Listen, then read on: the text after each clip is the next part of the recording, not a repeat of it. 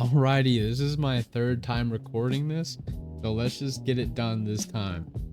This is my thought process video for my Redstone Door video that I posted a few days ago in response to this guy's comment. So I just wanted to start off with the basics here. This is a piston. As you guys know, it just extends a block, pushes it out by one. If you're wanting to push it out by two, it gets a little bit more complicated because you need the block to actually extend all the way and then be able to retract all the way. And then I did not come up with this design. This is a YouTube video I saw, but it was the only design I found at the time. But yeah, it works. The only downside to it is that it does need two pulses of redstone in order to actually function. So that is why I came up with this design. Remember, this is like forever ago when I came up with this design, so I was not necessarily thinking of the best or the quickest way. I was just trying to figure out how to make it work. But then recently I got on and I came up with this design for it, which is condenser. Still probably not the best. Disclaimer for most of my videos, I know it's not the best, but it's just my way and I'm proud of it. So then I connected the first design here. I connected all of these and I stacked it. You can see here that I kind of figured out how to shrink the redstone. So instead of needing it every single level, I just need one of these. And then I use redstone repeaters to send the signal up and down. So yeah, as you can see here, it kind of just works. It's not great at all. It's absolutely massive. I think it's like a 13 by 12 block area or something like that. So definitely not optimal for small spaces. But yeah, it just works. And I'm super happy with the progress I've made. Because then I got on and I found some ways to make the redstone pulse go up, because for some reason when you have it activate, like this one activate and then this one activate and then this one activate, when you turn it off, because of stupid quasi connectivity from the redstone, it makes it all just kind of break. Like for example, redstone at all, this piston should not be extended at all, but it is. Doesn't make sense. You see when I activate it, it just kind of, yeah, so it doesn't really work when going down. So then I figured out, in order for it to work, I need it to activate and turn off from top to bottom instead of bottom to top. So that's how I figured this out, which uses a block update to send the redstone pulse up, then send it back down. And then one of my buddies got on and told me to use a water elevator, because it is just significantly faster. It is almost instant. So I updated using all that stuff to this, which you can see the scaffolding and then the redstone line coming down. And comparatively, here I'll activate this one again. Comparatively to this design, pretty slow. The animation is super off. That comes in, then all the rest of them come in. Comparatively, the animation's a lot cleaner. As you can see, it all goes out in time with each other. And then the retraction is, I don't know about necessarily faster. It looks prettier, but it just works a lot cleaner. And I like almost half the size. It's pretty cool. So then I ran into an issue because I wanted to show, oh yeah, I could stack it as high as I wanted. This clock is only long enough for this design of the door.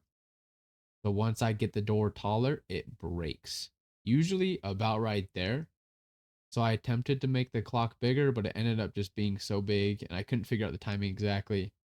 So then I figured, why not just use the actual mechanism as a timer? So now the timer is this going up, activating that and coming back down. and I created a loop between this redstone block, this repeater, redstone dust, repeater, redstone dust, which activates the piston on the water elevator. And then right here we have a counter that locks that locks that repeater. I laid it all out over here so you guys can see. Basically I just needed it to pulse once after I turned it off. So it can pulse once. Just kidding, I lied. So as you can see, it pulses once, sends the redstone signal through, and then once it pulses again, it locks it. So it can only send a total of one pulse through. Then I condense that down into this, which does literally the exact same thing. I can pulse it once, then pulse it again, but it gets locked. Then I added another mechanism to just reset the counter, so it unlocks it and activates the piston door. Then I stuck that onto here, and you can see this one is significantly faster. I think it's the optimal time because if you make it shorter, then it won't take as long, but if it's taller, then it'll be longer. And so I think this is just the best amount of time. Oh, I did not mean to do that. Oh well. But yeah, you see it works. And then yesterday when I was literally recording this video, my buddy got on and started messing around with triple block extenders. This is him messing around here. And he came up with this design, which is basically just a double block extender with another piston added onto it, but on top instead of like a horizontal line. And instead of needing two pulses at the end in order to retract it, like this one, it only needs one. So instantly, already significantly faster. We then figured out how to stack it. And as you can see here, it just is so fast. So we then figured out that all you need is a water bucket elevator, a water elevator, observer, wax copper, red comparator, and then repeater. And it can all go off at the exact same time. You don't really need to worry about quasi connectivity with this design. Um, it just kind of works, and it's super fast. If you do, we did figure out a way to add an animation to it. I think it only adds like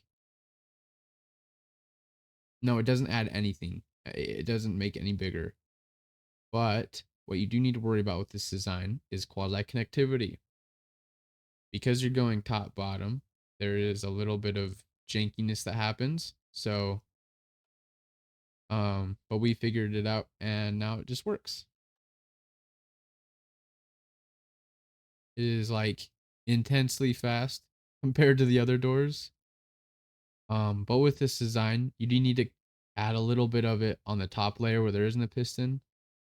And that's because quasi connectivity. I'm just gonna say that I don't understand why it doesn't work. It doesn't make sense to me. All I know is that probably has something to do with quasi connectivity. But yeah, comparatively to the first door, it is miles faster. And just to prove that it can be stacked as high as you want, we made this door. And as you can see, it's almost instant. He just sent me a faster version.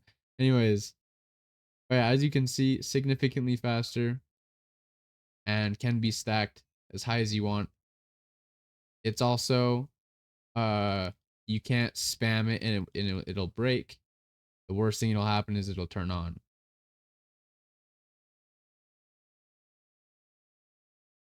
So yeah, I'll just go hover over the design for a minute so people can see they want to copy it. So here's the single version.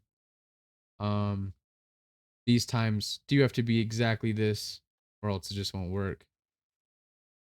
Um, here's the stacked version. And then here's the animated version. which again, you do need the partial one on top in order for it to work. And this slab is important because then this redstone will connect to this redstone. But yeah, here it is. And then,